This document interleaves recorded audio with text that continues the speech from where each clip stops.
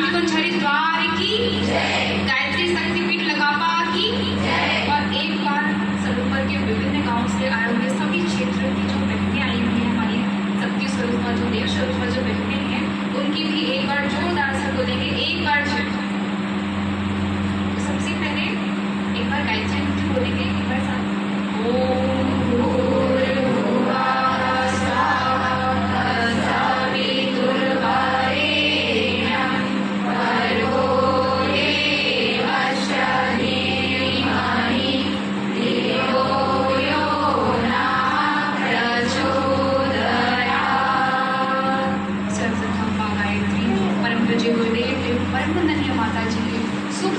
संरक्षण में, सूक्ष्म सानिध्य में, उनके चरणों में कोटि कोटि नमन। या देवी सर्वभूतेषु मातृशक्तिरूपेण संस्थिता नमस्तस्यै नमस्तस्यै नमस्तस्यै नमो नमः। और यहाँ पर उपस्थित सभी वरिष्ठ आदरणीय दीदीगण एवं सभी प्रसिद्ध भैयागण और यहाँ पर पधारी हुई सभी देव शक्तियाँ, मातृ शक्तियाँ जो आगे आने वाले समय में विभिन्न दायित्वों को संभालने वाली हैं, समस्त देव शक्तियों को मेरा प्रणाम। तो सबसे पहले हम जो 25 तारीख से जो शिविर होने वाला है, कि आपको पूर्ण विदित होगा कि दिनांक 25 मई से लेकर के 29 मई तक का जो 5 दिवस का जो कन्या कौशल शिविर का जो आयोजन किया गया है गायत्री शक्तिपीठ लगापा पर, तो आपको पूर्ण सूचना होगी। अभी आप प्रतिभागी के रूप में यहाँ पर पधारे हैं, तो आपका एक बार गायत्री शक्तिपीठ लगापा की तरफ से, उसकी तरफ से बहुत बहुत हार्दिक अभिनंदन करता है, हार्दिक स्वागत करता है और अपना आभार भी व्यक्त करता है कि आप अपना इतना समय निकाल करके आपने महत्व समझा कन्या कौशल शिविर का, तब आप यहाँ पर आए और अपना समय निकाला, इसलिए भी गायत्री परिवार आपका आभार व्यक्त करता है। बहुत बहुत धन्यवाद। तो आपको जानकर खुशी होगी, प्रसन्नता होगी कि 5 दिन का जो ये जो शिविर आयोजन किया गया है, केवल 5 दिन का ही नहीं है। आप सोचेंगे इसकी ड्यूरेशन है 5 दिन की, लेकिन इसका जो प्रभाव दिखने वाला है आगामी जो राष्ट्र निर्माण में जो कहीं ना कहीं आपकी भूमिका देखेगी, तो आप कल्पना नहीं कर सकते होगा कि 5 दिन का शिविर आपके पूरे भविष्य के लिए जो होगा उसमें प्रभाव दिखेगा। और इतना जबरदस्त प्रभाव, इतना शानदार प्रभाव दिखने वाला है, आश्चर्यचकित है। तो आइए इस कक्षा में मैं थोड़ा सा आपको एक ओवरव्यू देना चाहूंगी कि 5 दिनों में जो भी गतिविधियां होने वाली हैं, कि किस विषय पर होगी, आखिर आवश्यकता क्या पड़ी कन्या कौशल शिविर की। कि ऐसे तो बहुत सारे एनजीओ काम कर रहे हैं नारी सशक्तिकरण के लिए, वुमेन एम्पावरमेंट के लिए, ऐसे तो बहुत सारे कर रहे हैं ना, लेकिन ये कन्या कौशल शिविर ही क्यों, क्या आवश्यकता पड़ी कि कन्या कौशल शिविर का आयोजन किया गया। और इसके पीछे कुछ ना कुछ तो उद्देश्य होगा। अगर किसी चीज की आवश्यकता है तो कहीं ना कहीं उद्देश्य दिखेगा और फिर कहीं ना कहीं इसका महत्व भी होगा। तो मैं इस कक्षा में आपको कन्या कौशल शिविर की जो आवश्यकता है, जो उद्देश्य है, उसका जो महत्व है वो स्पष्ट करना चाहूँगी। तो एक बार आप थोड़ी सी दृष्टि डालेंगे कि आपने कभी सोचा है, कभी थोड़ा सा ध्यान में लिया होगा कि हमारे प्राचीन समय में जो नारियाँ होती थी, जो कन्याएं होती थी, वो कैसी होती थी। क्या कोई बता सकता है मेरे को 2-4 के नाम, कोई एग्जाम्पल्स? हाँ, वेरी गुड। तो आपने बहुत बड़ा नाम सुना है कि रानी लक्ष्मीबाई, वो किस क्षेत्र में आ गई थी, वीरांगना हुई है। तो और एक उन्होंने अपने जो नारी के जो एक दायित्व होते हैं, उन्होंने समग्र क्षेत्रों में एक तो क्या दक्षता हासिल करके अपना समाज में आकर के एक ऐसा व्यक्तित्व खड़ा किया करके कि आज हम उनका नाम लेते हैं तो हमारा हृदय गर्व से हो जाता है, गर्व से भर उठता है, होता है नहीं होता है। तो क्या आप वैसी रानी लक्ष्मीबाई की तरह वीरांगना बनना चाहेंगे, वैसा व्यक्तित्व बनाना चाहेंगे? तो व्यक्तित्व कैसे बनेगा, व्यक्तित्व किसे कहेंगे आप, कि बाहर से कपड़े अच्छे से पहन लिए, आल पाल हेयर स्टाइल कर ली, अच्छा देखिए, तो ये व्यक्तित्व होगा क्या? तो इस जो शिविर में आपकी आयोजन किया गया, इसमें आपको बताया जाएगा कि व्यक्तित्व असल में किसे कहते हैं, कि जो पर्सनालिटी है ये होती क्या है। तो थोड़ा सा ये ध्यान देंगे कि जो पिछले समय में, प्राचीन समय में जो हमारी भारतीय नारियाँ होती थी, उनका क्या स्थान था, उनको पूछा जाता था कि यत्र नारीस्तु पूजन्ते रमन्ते तत्र देवता, कि जहाँ पर नारियों की पूजा की जाती है वहाँ पर देवता निवास करते हैं। क्या ये केवल लाइन में लिखी गई है या वास्तव में नारियों की पूजा की जाती थी और वहाँ देवता निवास करते थे?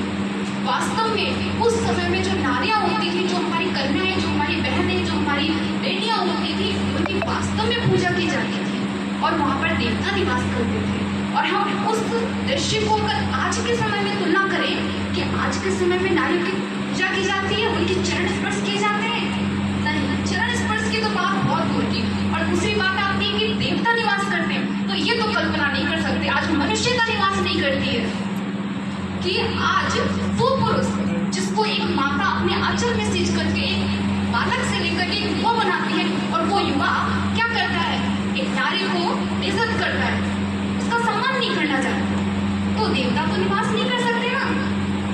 और पहले क्यों देवता निवास करते थे? क्योंकि नारी के क्या थे, आचरण, कि चरण उनके पूजे जाते हैं जिनके आचरण श्रेष्ठ होते हैं। तो इत्र से तो चरित्र महकाया नहीं जाता कि कोई परफ्यूम ले आए महंगी से महंगी और स्प्रे किया और हमारा चरित्र खूबसूरत हो गया। नहीं, चरित्र को महकाने के लिए हमें आवश्यकता है परिष्कृत की, परिष्कार करने की, अपने चरित्र में निखरता लाने की, प्रखरता लाने की, तेजस्विता लाने की। तो वो कैसे होगा? वो आपको वही बताया जाएगा कि आप कौन है, वास्तव में आप कौन है। आप भूले बैठे हुए अपने आप को कि आप में वो शक्ति विराजमान है, कि वो शक्ति विराजमान है, वो क्षमताएं, वो योग्यताएं, वो विभूतियां छिपी हुई है। बस आपको क्या आवश्यकता है, अपने आप को पहचानने की आवश्यकता है, अपने अंदर जो विभूतियां छिपी हुई है, जो टैलेंट छिपा हुआ है, उसको खोजने की आवश्यकता है। फिर देखिए आपका व्यक्तित्व क्या सामने बन करके आता है। शांतिवन हरिद्वार की, गायत्री शक्तिपीठ लगापा की। और एक बार सरोवर के विभिन्न गांवों से आए हुए सभी क्षेत्र की जो बहनें आई हुई हैं, हमारी शक्ति स्वरूप जो देव स्वरूप जो बहनें हैं, उनकी भी एक बार जोरदार से बोलेंगे, एक बार जय। तो सबसे पहले एक बार गायत्री मंत्र बोलेंगे, एक बार साथ ओम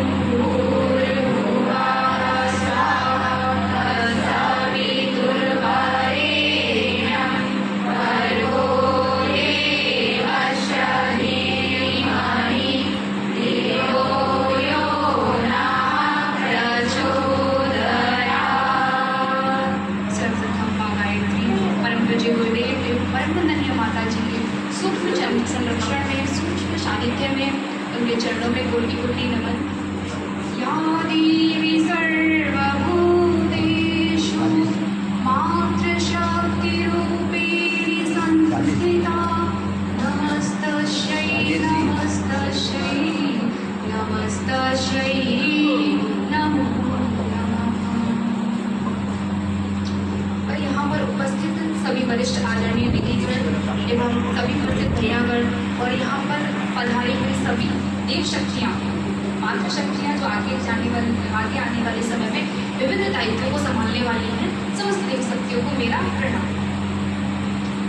तो सबसे पहले हम जो 25 तारीख से जो शिविर होने वाला है, कि आपको पूर्व विदित होगा कि दिनांक 25 मई से लेकर के 29 मई तक का जो 5 दिवस का जो कन्या कौशल शिविर का जो आयोजन किया गया है गायत्री शक्तिपीठ बाबा पर, तो आपको पूर्व सूचना होगी।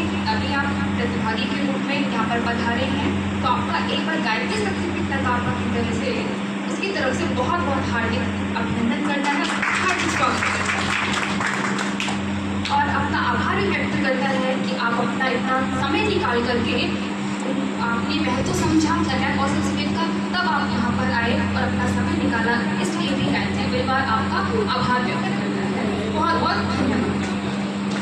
तो आपको जानकर खुशी होगी, प्रसन्नता होगी कि 5 दिन का जो ये जो शिविर आयोजन किया गया है, केवल 5 दिन का ही नहीं है। फिर आप सोचेंगे इसकी ड्यूरेशन है 5 दिन की, लेकिन इसका जो प्रभाव दिखने वाला है आगामी जो राष्ट्र निर्माण में जो कहीं ना कहीं आपकी भूमिका देखेगी, तो आप कल्पना नहीं कर सकते कि 5 दिन का शिविर आपके भविष्य के लिए जो जितना उसमें प्रभाव दिखेगा और इतना जबरदस्त प्रभाव, इतना शानदार प्रभाव दिखने वाला है कि आप आश्चर्यचकित होंगे। तो आइए इस कक्षा में मैं थोड़ा सा आपको एक ओवरव्यू देना चाहूँगी कि 5 दिनों में जो भी गतिविधियाँ होने वाली हैं, ये किस विषय पर होगी, आखिर आवश्यकता क्या पड़ी कन्या कौशल शिविर की।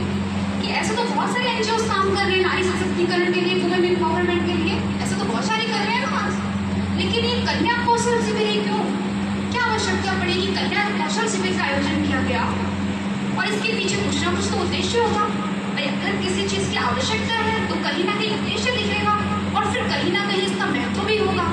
तो मैं इस कक्षा में आपको कन्या कौशल सिविल की जो आवश्यकता है, जो उद्देश्य है, उसका जो महत्व है वो स्पष्ट करना चाहूँगी। तो एक बार आप थोड़ी सी दृष्टि डालेंगे कि आपने कभी सोचा है, कभी थोड़ा सा ध्यान में लिया होगा कि हमारे प्राचीन समय में जो नारियाँ होती थी, जो कन्याएं होती थी, वो कैसी होती थी? क्या कोई बता सकता है मेरे को? 2-4 के नाम, कोई एग्जाम्पल्स? हाँ, वेरी गुड। तो आपने एक बहुत बड़ा नाम सुना है कि रानी लक्ष्मीबाई। वो किस क्षेत्र में आगे थी?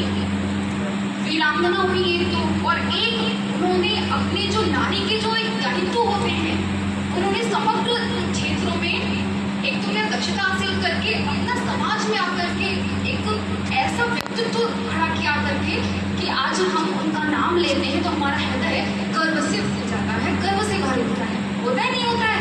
तो क्या आप वैसी रानी लक्ष्मीबाई की तरह वीरांगना बनना चाहेंगे? वैसा व्यक्तित्व बनाना चाहेंगे? तो व्यक्तित्व कैसे बनेगा? व्यक्तित्व किसे कहेंगे आप? कि बाहर से कपड़े अच्छे से पहन लिए, बाल बाल हेयर स्टाइल कर ली, अच्छा देखिए, तो ये व्यक्तित्व होगा क्या? तो इस जो शिविर में आपकी आयोजन किया गया, इसलिए आपको बताया जाएगा कि व्यक्तित्व असल में किसे कहते हैं, कि जो पर्सनालिटी है ये होती क्या है। तो थोड़ा सा ये ध्यान देंगे कि जो पिछले समय में, प्राचीन समय में जो हमारी भारतीय नारियाँ होती थी, उनका क्या स्थान था? उनको पूजा जाता था कि यत्र नारीस्तु पूजन्ते रमन्ते तत्र देवता, कि जहाँ पर नारियों की पूजा की जाती है वहाँ पर देवता निवास करते हैं। क्या ये केवल लाइन में लिखी गई है या वास्तव में नारियों की पूजा की जाती थी और वहाँ देवता निवास करते थे? वास्तव में उस समय में जो नारियाँ होती थी, जो हमारी कन्याएं, जो हमारी बहनें, जो हमारी बेटियाँ होती थी, उनकी वास्तव में पूजा की जाती थी और वहाँ पर देवता निवास करते थे। और हम उस दृश्य को अगर आज के समय में तुलना करें कि आज के समय में नारियों की पूजा की जाती है, उनके चरण स्पर्श किए जाते हैं? नहीं, चरण स्पर्श की तो बात बहुत दूर की। और दूसरी बात आती है कि देवता निवास करते हैं, तो ये तो कल्पना नहीं कर सकते आज मनुष्यता निवास नहीं करती है कि आज वो पुरुष जिसको एक माता अपने आंचल में सींच करके एक बालक से लेकर एक युवा बनाती है, और वो युवा क्या करता है? एक नारी को इज्जत करता है, उसका सम्मान नहीं करना चाहता, तो देवता तो निवास नहीं कर सकते ना। और पहले क्यों देवता निवास करते थे? क्योंकि नारी के क्या थे? आचरण, कि चरण उनके पूजे जाते हैं जिनके आचरण श्रेष्ठ होते हैं। तो इत्र से तो चरित्र महकता या नहीं जाता कि कोई परफ्यूम ले आए महंगी से महंगी और स्प्रे किया और हमारा चरित्र खूबसूरत हो गया? नहीं, चरित्र को महकाने के लिए हमें आवश्यकता है परिष्कृत की, परिष्कार करने की, अपने चरित्र में निखरता लाने की, प्रखरता लाने की, तेजस्विता लाने की। तो वो कैसे होगा? वो आपको वही बताया जाएगा कि आप कौन है, वास्तव में आप कौन है। आप भूले बैठे हुए हैं अपने आप को कि आप में वो शक्ति विराजमान है, कि वो शक्ति विराजमान है, वो क्षमताएं, वो योग्यताएं, वो विभूतियां छिपी हुई है। बस आपको क्या आवश्यकता है? अपने आप को पहचानने की आवश्यकता है। अपने अंदर जो विभूतियां छिपी हुई है, जो टैलेंट छिपा हुआ है, उसको खोजने की आवश्यकता है। फिर देखिए, जिसकी पूजा होती थी, वंदना होती थी, वो नारी एक न्यायालय के सामने न्याय की भीख मांगती नजर आती है। इससे दृश्य, इससे सोचनीय दृश्य क्या हो सकता है हम लोगों के लिए? इतना हमारा हृदय चीख उठता है। और एक वो नारी जिसको माता अपने आंचल में संजोकर बड़ा करती है, उस नारी के साथ अभद्रता होती है, अश्लीलता होती है, जगह जगह ऐसे पोस्टर्स लगाए जाते हैं। इस विज्ञापन की दुनिया में नारियां विज्ञापन बन करके रह गई हैं। क्यों ऐसे बनते हैं? क्यों विज्ञापन बन रहे हैं? हम क्यों विज्ञापन की दुनिया में विज्ञापन बनते जा रहे हैं?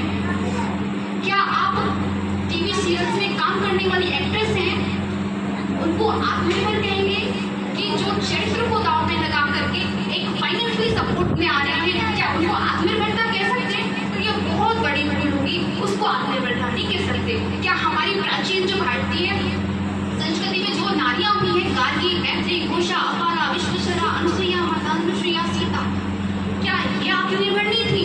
जिन्होंने माता सीता के साथ अगर राम नहीं है, लेकिन फिर भी वो लवकुश ऐसे वीर बालक बनाने में श्रेष्ठ हैं कि अगर राम नहीं है तो भी उनके जो अश्व है, आपने देखा होगा, अश्व को पकड़ लेते हैं, चुनौती को स्वीकार कर लेते हैं, और किसी का भी साहस नहीं होता है कि उन बालक को हरा। तो ऐसी माता सीता हुई है, ऐसी माता अनुसुईया हुई है, ऐसी माता सावित्री हुई है। तो क्या वो आत्मनिर्भर नहीं थी? उन्होंने कष्ट नहीं उठाए, उन्होंने वीर बालक को जन्म नहीं दिया।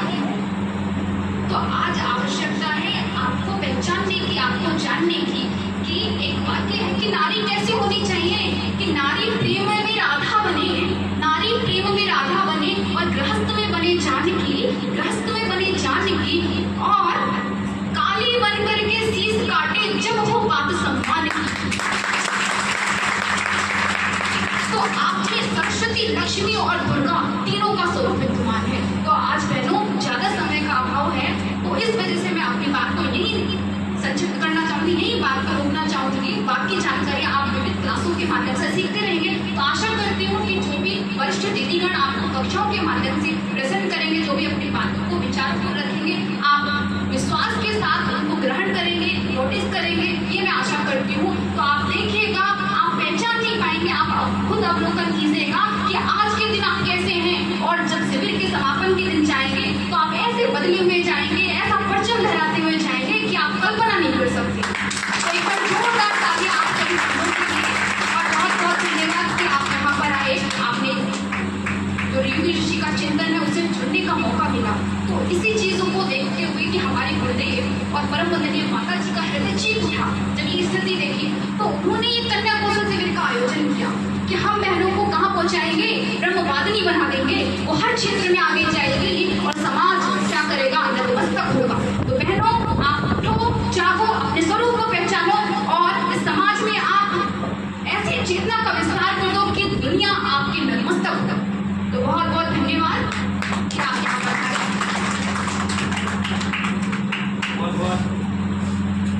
बहुत बड़ा आभार, बहुत ही अच्छा उद्बोधन आपका। अब मैं आमंत्रित करना चाह रहा हूँ कल्पेश जी और आप पधारें, और पहले ये दो नोट पूरे